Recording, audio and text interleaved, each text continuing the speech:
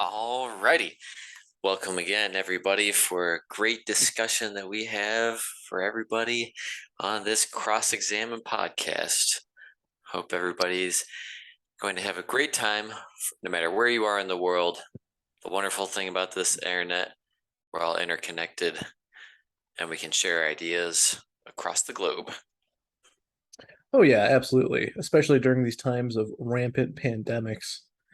I mean, I know Biden declared monkeypox to be the new flavor of the week, um, but we have more than one pandemic going on, and despite what people think, the pandemic that I'm talking about in particular, I think, is a little bit closer to home than one might realize, and that's the fact that all of our food is fucking fake. What is on your plate? Yeah, it's fake in many ways. It's Oh fake yeah. from how we get it, what's put into it, and then, of course, we are what we eat. Because if we're not what we eat, then how did we get bigger from being a baby? Oh yeah, absolutely. And we can't just pretend that, all of these forces coinciding in our society are just like, oh man, all of this obesity is just because these people can't get up from their couch.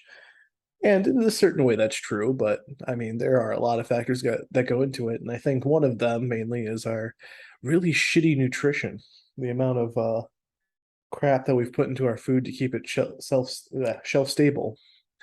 Um, and also as cheap as humanly possible for corporate profits. It's been quite obscene.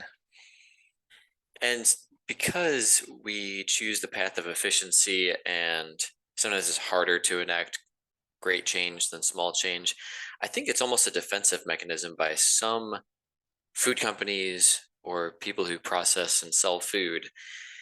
It's easy for them to say, oh, well, you just have to exercise. You don't have to change what you're eating, which means don't change buying my product.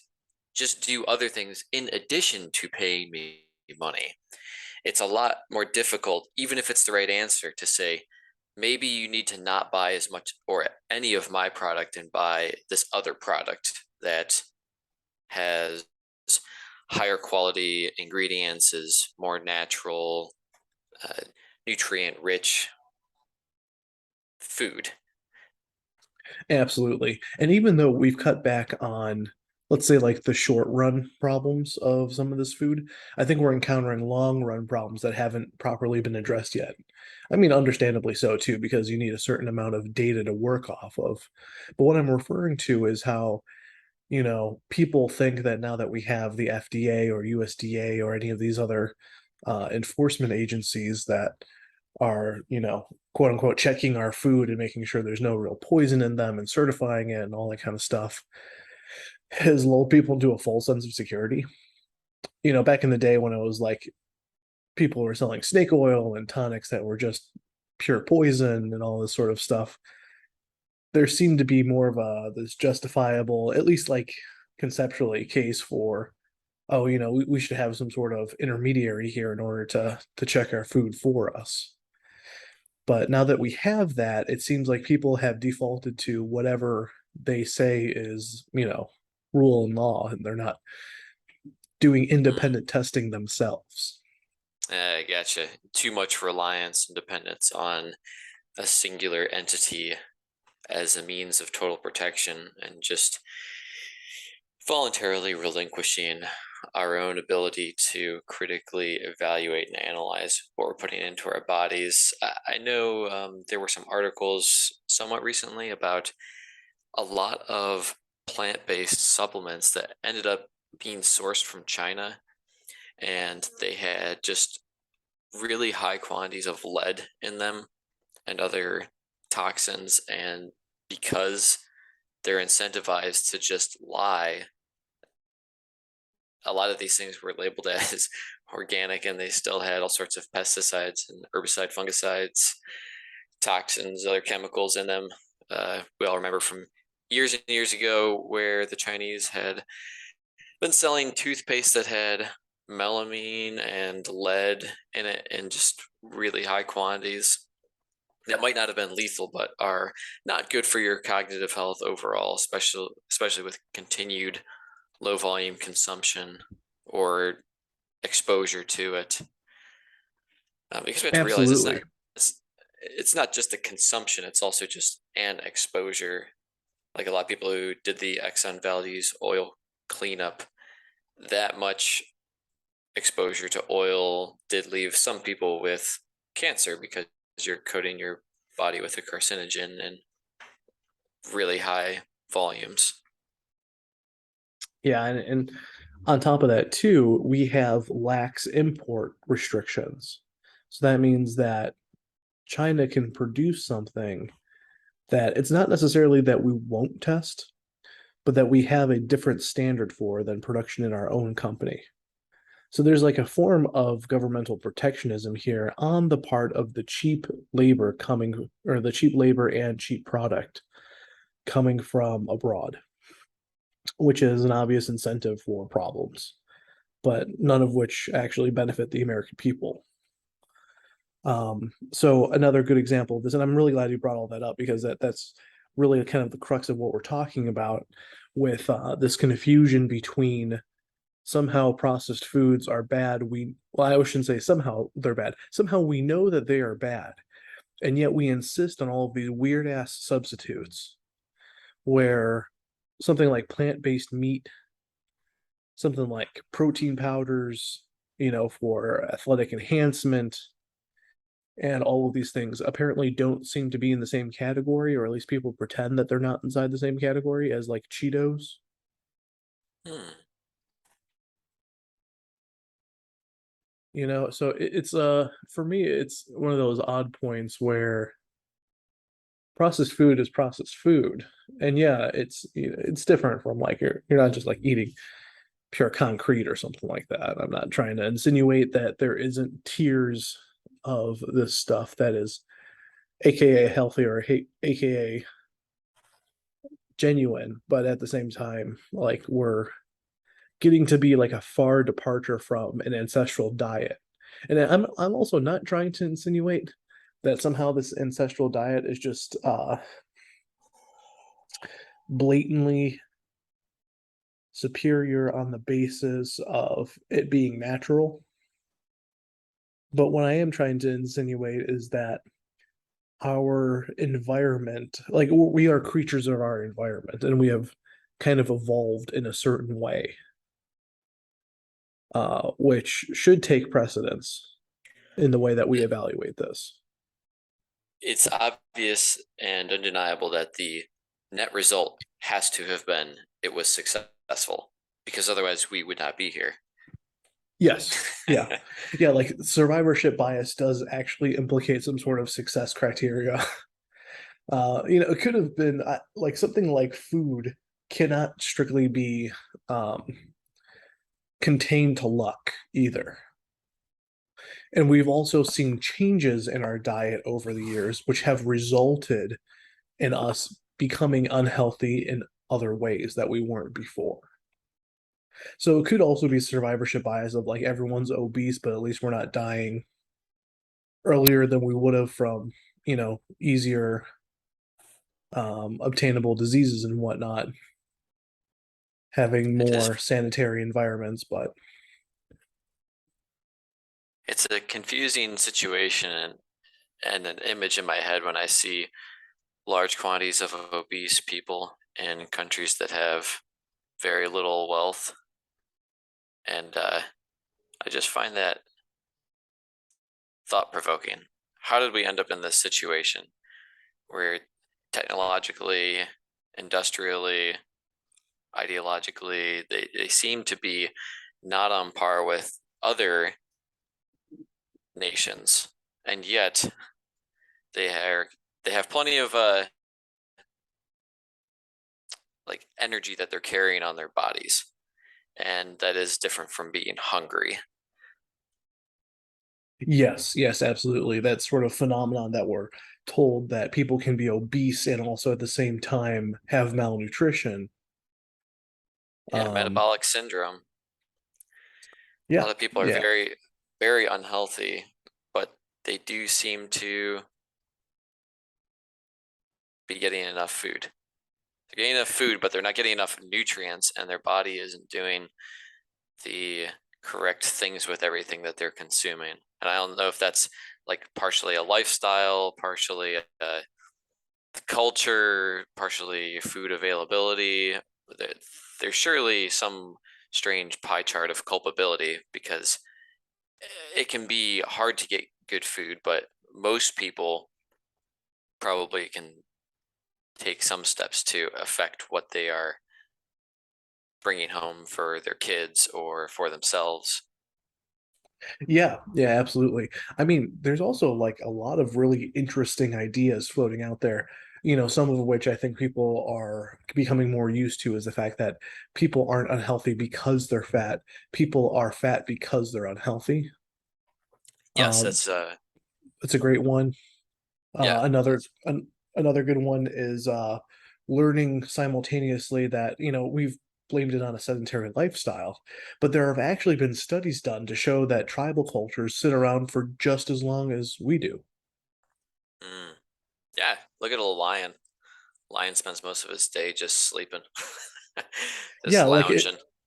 you don't have to burn off food unnecessarily, just to keep in a sort of shape. It seems counterintuitive. If you treat humans more like conceptually more like animals, coming from this environment. We are talking about a creature just like any other creature, which will kind of go to its lowest level of energy in order to be most efficient. So like maybe the workout paradigm has to be inside a culture in which you're over consuming calories, let's say. But even then, you know, there seems to be something else at work.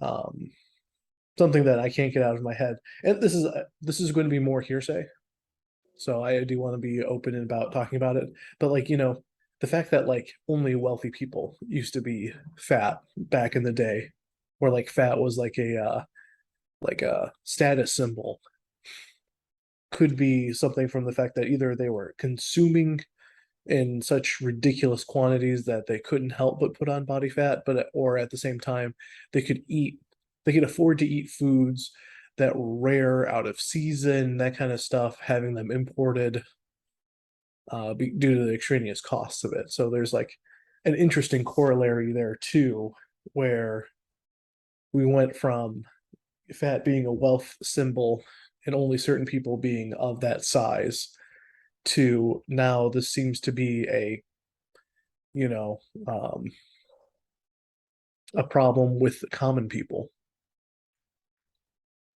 This is very true. And then at the same time, I can't imagine in my head of any very destitute country that is in extreme poverty. If you just imagine people who are starved to death and they're laying on the ground, those people are not obese. They might have like the large bellies from the malnutrition where their body is just swollen and they have a lot of fluid, but they're usually quite thin. So there is something strange going on there as well. And as far as the affluenza, where we've just had chain fast food restaurants that seem to be highly correlated with their proliferation around the globe with a proportional increase in obesity as well. Yeah, yeah, absolutely. Fast food, also because they're coupled largely with sugary soft drinks. I think we have recognized at this point in time that there is some sort of relationship, obviously, between insulin levels and body weight. We've also sort of recognized that fasting seems to be quite an effective way to, um, I don't want to sound too holistic here, but purge the body of um, unnecessary baggage in order to like facilitate a more healthy being. So, the question is, how did we come here? And I think that you can't dismiss our sort of like agricultural industrial lifestyle with the correlation of rampant obesity and other health problems. Hmm. So in my mind, there's something going on in the entire chain, and you can even go all the way back to the beginning of perhaps there's something inside the soil or something that's not inside the soil, something that we've replaced that is making paper houses out of our food and no longer having the same sort of nutritional value. Because I've always felt like, and I know people who say this, like there is something odd about the fact that like the food that you grow yourself somehow tastes better than what you get in a store. Yeah. Uh, I suspect part of that is just it got pulled out of the ground a longer time ago than from coming out of your garden. And somehow through various preservation processes or being sprayed with wax or being shipped in cool climates, but it's still been separated from its original plant. There are probably many small processes that are adding up in aggregate to alter it to the point where you notice it. And you also made me think about something else with sometimes you can just eat a little less or figure out what you should cut out. I'm reminded of like spring cleaning where people clean out their garage once a year. That's not bad for a house. So I know that there are a lot of BS detox programs out there and oh, detox this, detox that. But there are also ways to perform autophagy or autophagy, depending on how you want to pronounce that word, where your body is just recycling inefficient proteins that are maybe not correctly folded or they're not fully functional or they're just unnecessary and they've accumulated and your body's like, oh, I can use this. It's almost like finding a bunch of spare change that's been laying around the house and you're taking out trash that's just kind of been accumulating but hasn't been addressed for a long time because you were busy. So we can do a spring cleaning on our own house. And then Yeah, yeah, absolutely. while we're thinking about what to put in our bodies, we can figure out where our food comes from because it's also been something going on in Europe that seems to really be affecting global food, not only from the transportation of the one of the many pandemics from COVID lockdowns and rising fuel prices, specifically with diesel, which many trucks bring almost everything that ends up in a store. So when their fuel prices go up, then your prices go up for what you pay. And then also, diesel exhaust fluid is a necessary component for most modern diesel trucks. And there's something strange going on with DEF, and that shares compounds that are also in fertilizer, which brings us to the Dutch. Yeah, no, that was a perfect segue. I completely agree. I mean, the other thing to add to that, I would say, is that it is really interesting looking at Europe and how Europe is changing now, especially because they have much higher levels of purity laws for their food than the United States. So I know, particularly in England, and I think this applies actually for a good majority of the continent as well. The only beef you can get is grass-fed beef. They don't have the same sort of like corn-based or grain-based diet that they have over here, or what you would find in whatever they're feeding them in South America, which has also been kind of problematic that we have rescinded the country of origin on beef, which I know is a little bit Oh, of an yeah. aside, Yeah. but like that happened a while ago when people just completely did not give a shit, and yet it's incredibly important because whatever they're feeding their animal ends up inside the meat that you're getting. So you have to really watch out that the same sort of super hydrogenated seed oils or any sort of hyper processed vegetable oil, which is why margarine has been so problematic over the years. That same sort of substance has found its way creeping into everywhere else because it's so cheap industrially. So we get back to this economic incentive because we're trying to increase purity levels on all of this sort of foodstuffs without decreasing the cost. And there are costs that you can decrease. You can decrease taxes. You can get rid of property tax. You can get rid of sales tax. You can get rid of all these sorts of like little things that are keeping us from achieving sustainable levels of healthy food without the reliance on more industrialization, such as this sort of fertilizer and what's happening in Europe right now. And I believe actually just started happening in Canada as well. So now people, particularly farmers in the Netherlands, as we've discovered, seem to be fighting for their lives and livelihoods involving this stuff. So I think one of the problems is that not necessarily that I disagree that this type of fertilizer is not good for the soil, but I think there's like this sort of like confliction of people are forced now to more or less riot because they're about to maybe enter into insolvency that the government doesn't seem to care about. Where if the people are so panicked in this way to resort to these sorts of measures, then you messed up as a government. And if the police have certain members of their force, not all, but some of them who are taking shots at farmers, especially when, at least according to some of the videos, they attempt to be leaving the scene, which means they are not posing a present and current threat and danger to them. Like there's a big difference between somebody driving a tractor towards you and they're going to try to like run you over versus they're driving away from you down a road. Or like into an unoccupied building. I almost think of that case that they had in Colorado with the guy who shielded up a bulldozer and just started Oh, going to town. yeah, Is killdozer. that yeah, Killdozer, that's right. What a Even though wild he story. he definitely was after people being inside the building, but let's say conceptually that they weren't. In some cases they weren't. But if someone was just trying to take down a building, that does seem qualitatively different than trying to run over a human, sure.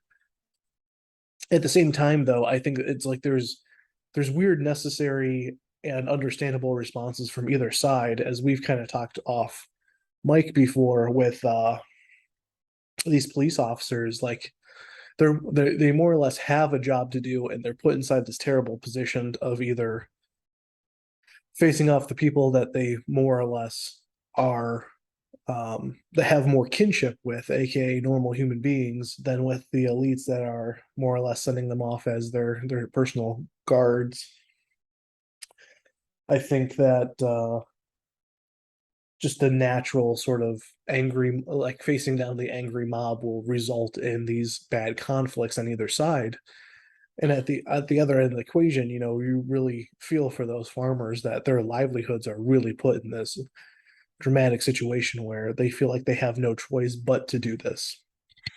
Yes, I think it's very important to inspect this closely and say, why is this happening now? And it's not, it would be hard for me to believe they just have malicious intent and all of a sudden they've been bad people the entire time and now they're choosing to take action. These people are usually taking a response to something. There was a stimulus that caused them to react. So something that government seems to be very bad at doing is addressing the problem at a source. It's like if somebody's just like bleeding from a wound, they're trying to catch the blood instead of stop the bleed, put pressure on it. And in the same way, like a government wants to enact policies in which people think that it's insane and then they go protest in either peaceful or violent means, and then the government just tries to go and squash the people instead of reevaluating whether the process that initiated the cascade of events, that first domino, no, they don't want to look at that first domino. And part of that probably has Yes. to do with they don't want to admit fault because that's the game of politics is no one ever apologizes. Nobody ever goes back and says, hey, you know what? on the record, I said this, and I was actually wrong about that. And I have since received further information, and our dynamic opinion and perspective has changed. And maybe at a low level that works well, like with relationships, boyfriend, girlfriend, family matters, classroom stuff at school. But with politics, it seems to be an entirely different game with just a pit of snakes. Bite Oh yeah. everyone you can and apologize to no one. No, that's absolutely true. And on top of that too, it just seems like so the people that they're trying to save in this long run scenario by enacting these sort of draconian measures are the same people that they feel like they have to face down right now. It's a really strange sort of separation of the government being these people right now versus like an idealized form of government and or people and or country that is somehow separate from the individuals living inside of it. This sort of like I have to do for what's best for America, even if no Americans exist anymore. Trying You to know, jam that the square peg in a round hole dilemma. yep. Just keep That's whacking it with a hammer, and yeah, it might fit in there, and you're gonna chip some wood doing it. oh yeah, absolutely. And on top of that too, it makes it feel like there's a um sort of what am I trying to say? Like it feels like it's more based on power than it is actually about the goodwill and intention towards your individuals, or else you would be out in the street trying to calm people down, trying to explain your side of the viewpoint, but at the same time, like represent government representative government feels like it's either moving towards aristocracy or already is. What does that mean to you? So to me, it feels like there's a class of individuals who, and the way I'm going to go about it is a little bit abstract, and I'm not trying to say that this is necessarily the case, but to me, it kind of feels this way, where it is like because of their ability as actors and or sociopaths, psychopaths, sociopaths, whatever you want to specifically call them, they're like uniquely in this position to kind of take control and power of a system that's been kind of eroded from its checks and balances. So I think you do have an instantiated class of politicians who just can't seem to leave, even if they are quote unquote elected. Like you get to situations where if you're in the heart of Texas, well, I don't know if even the heart of Texas counts anymore. Definitely in California. If you go to California, you put a D on anything, it'll be elected. Could be a glass of water, it could be a puppy, who knows? They don't seem to be thinking people there, I've noticed. Either that or they're purely of a sort of mindset in which they're misanthropic enough to a point where they just believe they have to control everyone. That's why I've always found it astounding that they even think people need welfare to begin with instead of just like trying to give them money. It's like we're not trying to give you money, we're trying to give you certain types of benefits that we can control in certain ways. So it's like if you just gave poor people money, let's say in the form of like subsidies or anything like that, somehow that is unacceptable, but food stamps are acceptable or like some sort of weird single payer healthcare that doesn't really address any of our, problems. It's like we could keep addressing and putting bandages on all of the little symptoms that come along our way without addressing the major problems. So it's sort of this situation where I feel like bad economics we're seeing downstream yet again. Um, Mainly because we're playing with paper money again, which newsflash, this isn't a real improvement on an economic system. All you're doing is trying to confuse and making people cultishly believe that this fiat money has any sort of value. Guess what? It doesn't. Fiat money by order of decree of a government. Yeah, who stole all your gold, by the way? Mm. So, because it used to be gold, and then they just decided it's uncoupled now, so they took all your gold. And it is stored in a location which We are not allowed to independently audit or verify. Yeah, You just have to absolutely. believe. Just believe us. It's in Fort Knox. Yeah, yeah. It seems like the origination of the gaslighting. Maybe not necessarily the prime point, the big bang, if you would, of gaslighting, but certainly a major substantiating point of make believe that we're supposed to continuously pretend. Like economics isn't that difficult, and I wish people would kind of understand this. What we're dealing with is these uh, snakes, more or less, that are just stealing your money one penny at a time through different sources, whether that's at the bank, at the store, through your house, through your job. It would be interesting to suggest to a lot of people go watch Milton Friedman and then try to disprove his points and tell us where he's wrong. And Well, that I would can be tell you where interesting. Milton Friedman's wrong because I Milton Friedman's still a Keynesian, and I'm not an Oh, okay. ascriber to the monetarist theory because again, like Milton Friedman, um, yes, he is.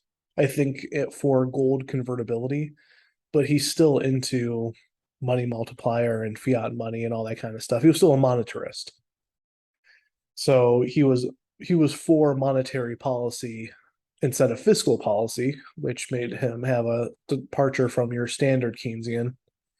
But at the same time, no amount of quantitative easing or not or anti-quantitative easing, quantitative tightening, I believe is what they call it, will get us out of the situation. It's gold is made by nature. We can't falsify it. It has certain properties in which that are chemically unique to it. Makes for great money, and it's not necessarily that we have to enact this. I'm not trying to be like a luddite here. I think like there are so many improvements that you can make to transferring gold and silver that'll make it safer. It'll be slower, but at the same time, you're not going to have this rampant fraud. I don't think people realize how much fraud is happening within the fiat money system, how much money is just written off because it's gone missing, and that is, injected back into the economy by way of insurance or any other type of strange um, money multiplier effect. So is the problem, does that lie in maybe these systems could work if there theoretically weren't any corruption or misuse and abuse? Or is it the just the system's fault for allowing these holes that we need to plug, and then if we were to provide ourselves with a better system, then there's just we're keeping good people honest and we're not giving them the opportunity to benefit themselves more than others. Like if Yeah, politicians can add riders to benefit their own, oh, you want me to vote for this? Okay, scratch my back. But if we yeah, remove incentives like that where they can't benefit from it, I don't know, like working on camera often. No, I'm not saying I'm advocating for that in every single situation, but people who work on camera probably tend to do fewer things unless you really don't care about the outcome or think that you're not going so to get caught. yeah, and what I'm trying to suggest here is that it's not necessarily that it's a change to the system, it's the fact that natural limits are imposed involving a currency that's based on nature. Like we don't know how much gold is around, but at the same time, if you have an increase in gold, it would have to be an increase in gold in the circulating supply, not necessarily inside the savings portion of it.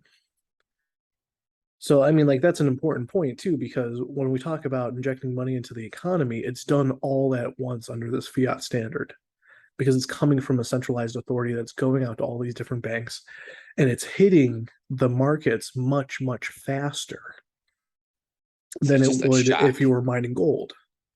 Yeah, yeah, it's incredibly time sensitive here. So that's one of the major reasons why I'm sort of implying directly that it's not even so much that it's an improved system, it's a natural limit that's really hard to, um, well, I should say it's easy to figure out if someone's trying to fool you or not this way. So it's like, you want my gold, come and get it. You don't necessarily have to steal the random numbers that are printed on my screen for my bank account, which represent how much value I'm worth in society. That makes sense. I think France and Germany both called the US on that at some point in the last 50 years, and they're like, we're coming to pick up our expatriate our gold. And then that's kind of like when the US is like, oh, we don't have enough gold. It's like a kind of like a run on the banks, but around the gold because we were just lying because there is that Yes. natural order that you talked about. And maybe Yeah. going to the natural order ties into what you were also saying off mic, which is keeping order doesn't mean keeping government. Yeah. Yeah, absolutely. In fact, our founding fathers more or less mentioned that the government should only be there to serve the people. And when it becomes problematic, the people have a responsibility to do something about it. And at the same time, we don't want violence. We don't want any of these sorts of problems. But we've undermined a lot of the checks and balances that have prevented us from really being effective at it in a time horizon which is small. So it's going to take a while to get back to a better position. Same thing with our food supply. It's going to take a while for us to sort of work our way back, and we have to remove all these weird incentives that only allow like soy, corn, and all these weird productions of yeah, I'm gonna put like quotes around them, food, these sorts of strange mass quantities of sugars that are entering our supply, which are substituting themselves as nutrition. No holds barred. We have to get to the bottom of this because we need and rely on high quality food. It's directly related to our existence and success on this planet as we continue into the future. Absolutely. And the funny thing is, too, it's like people got to realize that, you know, for the longest point of human history, this stuff wasn't that difficult. Like, you don't have to inherently exist on this planet paying tax to someone. People just were farmers. And sure, they did have to pay a little bit of a tax to an authority, if that authority even came around. But that authority would have to spend resources going out and collecting taxes, and it wasn't as easy. Like the thing about the banking world too is it's made it a lot easier for governments to, without much effort, have more control over us, and that's something that I think we have to fight back on.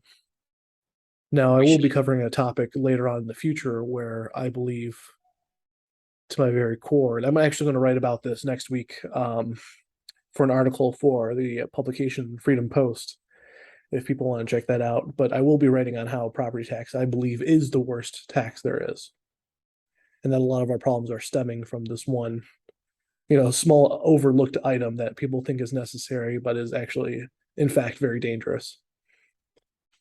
It's very important to go back and we cross examine everything that we used to take as a given, and we can accept how things are, or we can. It's just good to go back and look. It doesn't mean we have to tear everything down, but in the same way that people were giving birth before there were hospitals, I think that's an important item to take note of. Yeah, and like a lot of the deaths attributed to were due to some sort of infection and all this kind of stuff that they solved simply by sterilizing their hands before working with the patient.